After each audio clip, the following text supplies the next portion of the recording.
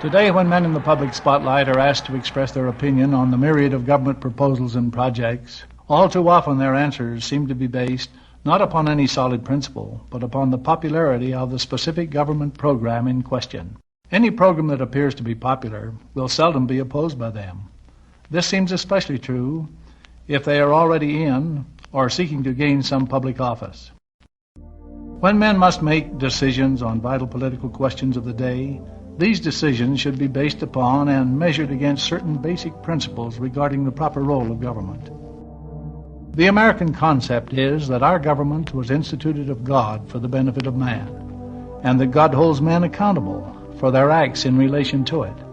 This concept declares that no government can exist in peace except such laws are framed and held inviolate as will secure to each individual the protection of life, the right to own and control property, the free exercise of conscience, and that all men, while protected in their inherent and unalienable rights by the laws of such government, are bound to sustain and uphold the respective government in which they reside.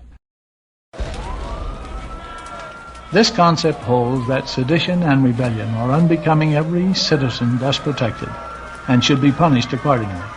At the same time, however, holding sacred the freedom of conscience and the right to properly dissent.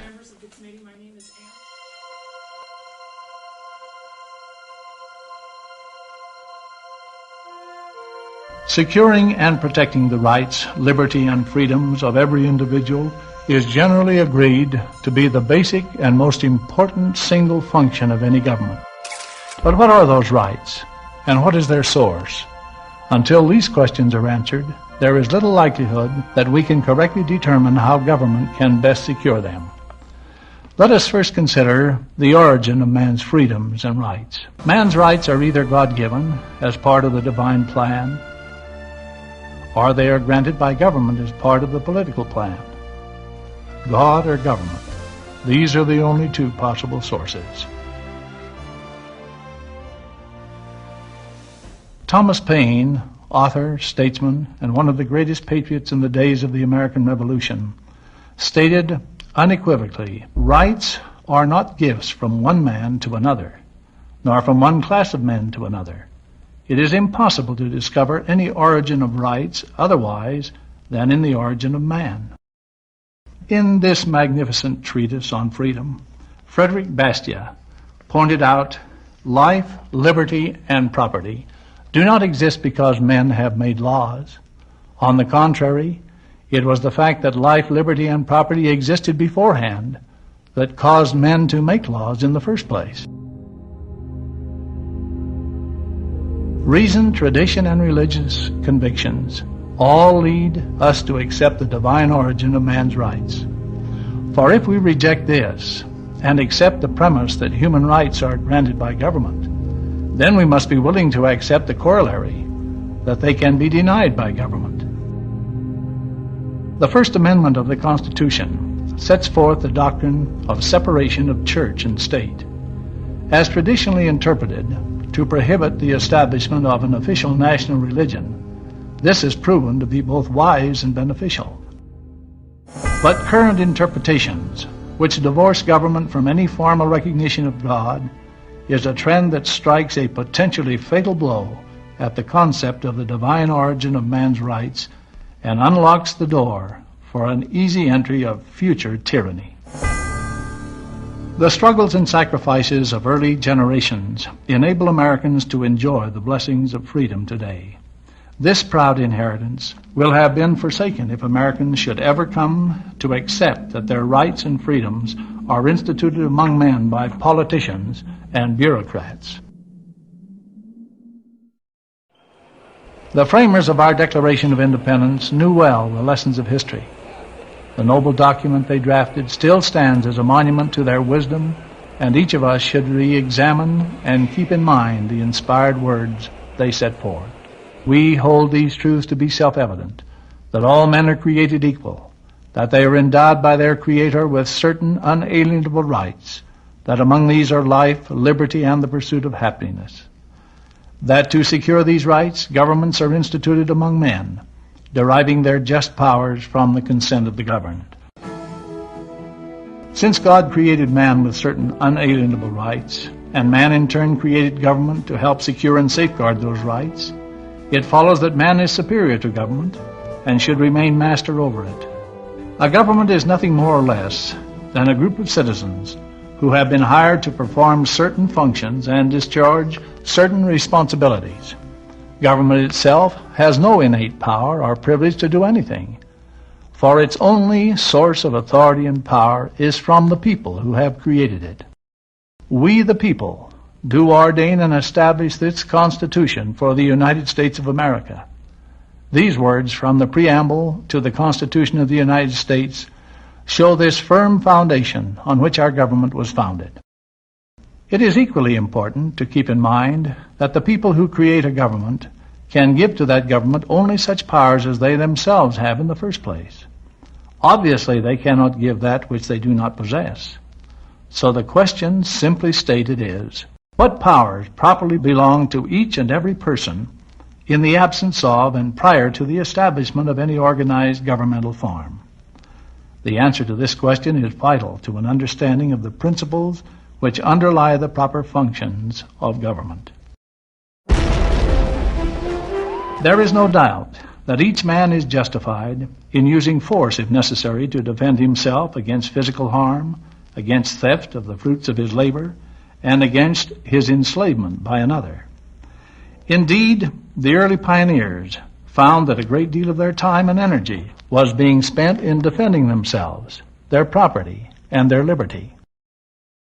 But in order for man to prosper, he cannot afford to spend his time constantly guarding his family and his property against attack and theft. So he joins together with his neighbors and hires a sheriff. At this precise moment, government is born. The individual citizens delegate to the sheriff their unquestionable right to protect themselves. The sheriff does for them only what they had a right to do for themselves, nothing more. Now let us go a step further in the question of man's right to delegate power. Suppose Pioneer A has one horse. He also wants another horse, but does not have the money or other means to buy one. Pioneer B has 3 horses, and Pioneer A decides that he would like to share in his neighbor's good fortune. Is he entitled to take one of his neighbor's horses? Obviously not.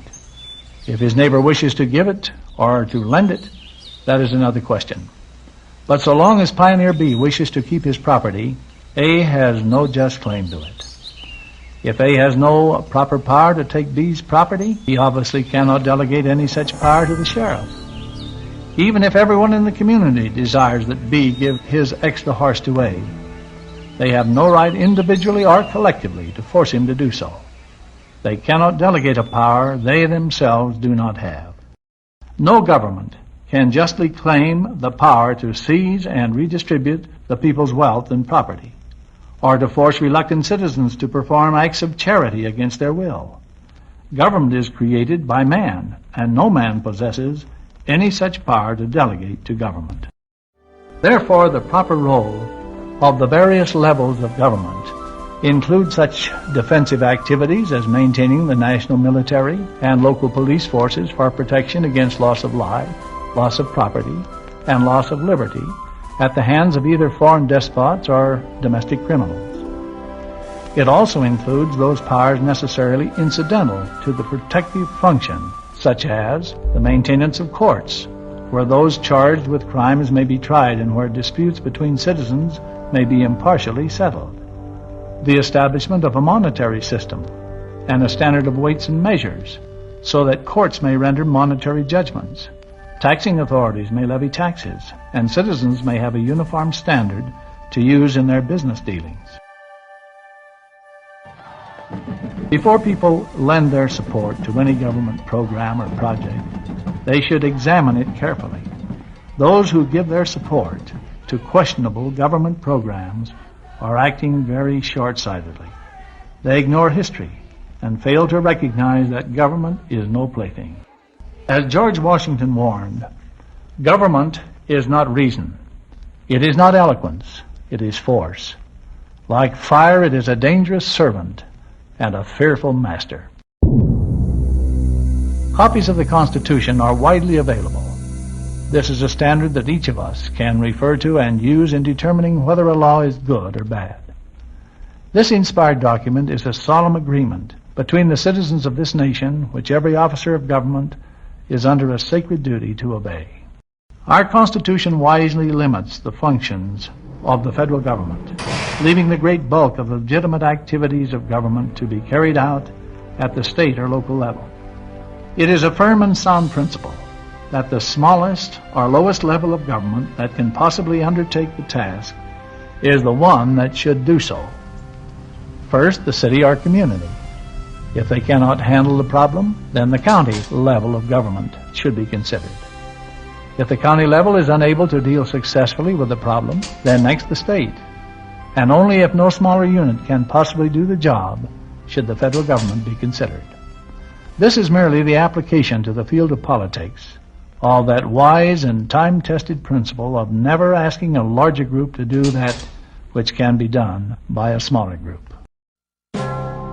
Thomas Jefferson understood this principle very well and cautioned, "Let the national government be entrusted with the defense of the nation and its foreign and federal relations. The state governments with the civil rights, law, police, and administration of what concerns the state generally. The counties with the local concerns of the counties, and each ward direct the interests within itself." This great American patriot went on to answer a question that seems to have confused man throughout history. What has destroyed liberty and the rights of man in every government which has ever existed under the sun?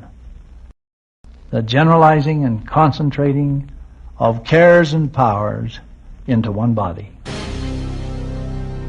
It is well to remember that it was the 13 separate and sovereign states of this republic that created the federal government and delegated certain limited powers to it. The federal government did not create the states. Welfare programs, schemes for distribution of the wealth, and other programs which coerce people into acting in accordance with a prescribed code of social planning are government activities which today pose a grave danger to the individual American's continued freedom. A simple test can be applied to every government program. Do I, as an individual, have a right to use force upon my neighbor to accomplish a particular goal? If I do have such a right, then I may delegate that power to my government to exercise on my behalf. But if I do not have that right as an individual, then I cannot delegate it to any level of government.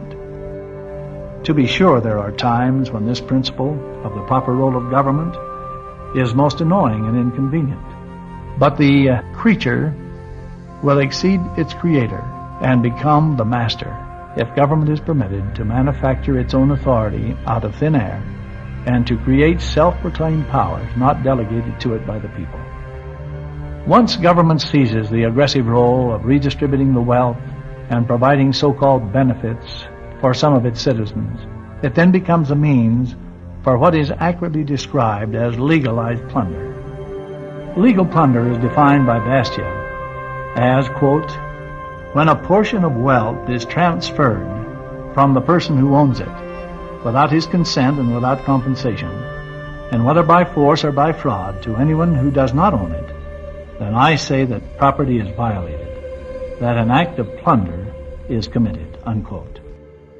Once legal plunder begins occurring, history proves that each class or special interest group competes with the others to grasp and throw the lever of governmental power in their favor, or at least to immunize itself against the effects of a previous thrust.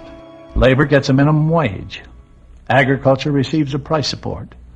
Consumers insist on price controls. And industry gets protective tariffs. In the end, none of them are much further ahead. But all of them lose some of their personal freedom. The welfare state, and finally totalitarianism, has always been the end result when the principle of the protective function of government gives way to the aggressive or distributive function. This is a vitally important but seldom heeded lesson that history offers. It is people who work and produce, that create wealth. All historians know that no government in the history of mankind has ever created any wealth. According to Karl Marx, a human being is primarily an economic creature. In other words, man's material well-being is all-important. His privacy and his freedom are strictly secondary. The Soviet Constitution reflects this materialistic philosophy by placing its emphasis on material security: housing, food, clothing, medical care. These are the same things that might be provided in a prison. The basic concept is that the government has full responsibility for the welfare of the people. But in order to discharge that responsibility, it must assume absolute control of all their activities. It is significant that in actuality, the Russian people have few of the rights supposedly guaranteed to them in their constitution, while the American people have them in abundance, even though they are not guaranteed by our government. The reason is obvious. Unless the people bake one loaf of bread for each citizen, there will not be a loaf of bread for each citizen to eat. Constitutions can be written, laws can be passed, and imperial decrees can be issued. But unless the bread is produced, it can never be distributed. The American philosophy of limited government and individual responsibility has enabled us to achieve an abundance undreamed of in ancient times, and the principle behind it can be reduced to a rather simple formula. Widespread abundance must be achieved before economic security for all is even possible. Industrious and efficient production are necessary to create this abundance. Labor that is energetic, willing, and eager makes such production possible. Such labor can be obtained only with incentive. Of all forms of incentive, the freedom to attain a reward for one's labors is the most sustaining for most people. Sometimes called the profit motive, it is simply the right to plan and to earn and to enjoy the fruits of your labor. This profit motive diminishes as government controls, regulations, and taxes increase to deny the fruits of success to those who produce. Therefore, government intervention to redistribute the material rewards of labor results in the eventual destruction of the productive base of society. When this base is destroyed, real abundance and security for more than the ruling elite is quite impossible. This brings up the question of how is it possible to cut out the various welfare state features of our government. Drastic surgery is necessary, and like all surgery, it will not be without some discomfort for a long time to come. But it must be done if the patient is to be saved. Everyone wants to avoid the tremendous economic and social upheaval that would be caused if all the welfare state programs currently in force were dropped simultaneously. So the first step toward restoring the concept of limited government should be to freeze all welfare state programs at their present level. The next step would be to allow all present programs to run out their term with absolutely no renewal, and the gradual phasing out of those programs which are indefinite in their term. What about the lame, the sick, and the destitute? Is an often voiced question. Most other countries in the world have attempted to use the power of government to meet this need. Yet in every case, the improvement has been marginal at best. By comparison, America traditionally has followed Jefferson's advice of relying on individual action and charity. The result is that the United States has fewer cases of genuine hardship per capita than any other country in the entire world or throughout all history. Even during the depths of the Depression of the 1930s, Americans ate and lived better than most people in other countries do even today.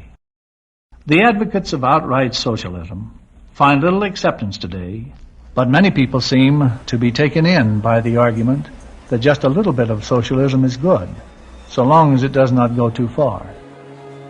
History proves that once begun, the socialist welfare state is difficult to check before it comes to its full flower of dictatorship. But let us hope that this time around the trend can be reversed. 3 factors may make a difference.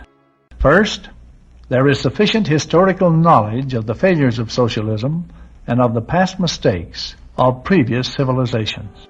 Secondly, there are modern means of rapid and effective communications to transmit these lessons of history to a large, literate population. Thirdly, there is a growing number of dedicated men and women who, at great personal sacrifice, are actively working to promote a wider understanding and appreciation of the American concept. The timely joining together of these three factors may make it possible for the trend to be reversed.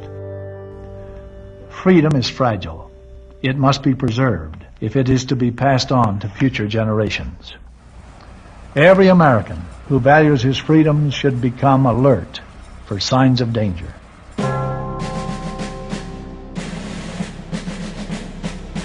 An alarming number of Americans are busily enjoying their freedom, but are indifferent and apathetic to the erosion of freedom.